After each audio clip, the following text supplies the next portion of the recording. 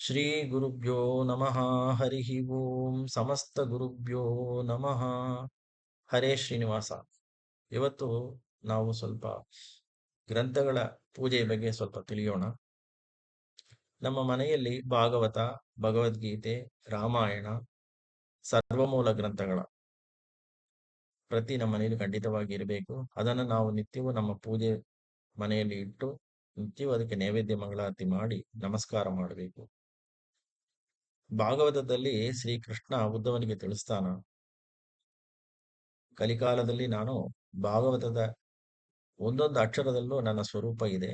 ಆದ್ದರಿಂದ ನೀ ಭಾಗವತ ಗ್ರಂಥವನ್ನು ನಿತ್ಯವೂ ಅಧ್ಯಯನ ಮಾಡಿ ಅದನ್ನು ಪೂಜೆ ಮಾಡಿದರೆ ನಿನಗೆ ಸಕಲ ಸೌಭಾಗ್ಯವೂ ಸಿಗ್ತದೆ, ಮೋಕ್ಷವೂ ಸಿಗ್ತದೆ ಅಂತ ಹೇಳಿ ಕೃಷ್ಣ ಉದ್ಧವನಿಗೆ ತಿಳಿಸ್ತಾನ. ನಮಗೆ ಭಗವಂತನನ್ನು ತಿಳಿಸಿಕೊಡುವುದೇ ಈ ಗ್ರಂಥಗಳು. ಈ ಗ್ರಂಥಗಳಲ್ಲಿ ಬರುವ ವಿಷಯಗಳನ್ನು ನಾವು ಒಳ್ಳೆಯ ಗುರುಗಳಿಂದ ಕಲಿತು ಭಗವಂತನಲ್ಲಿ ಭಕ್ತಿಯನ್ನು ಮಾಡಿದರೆ ನಮಗೆ ಒಳ್ಳೆ ಜ್ಞಾನ ಸಿಗ್ತದೆ, ತನ್ಮೂಲಕ ಮೋಕ್ಷವೂ ಸಿಗ್ತದೆ.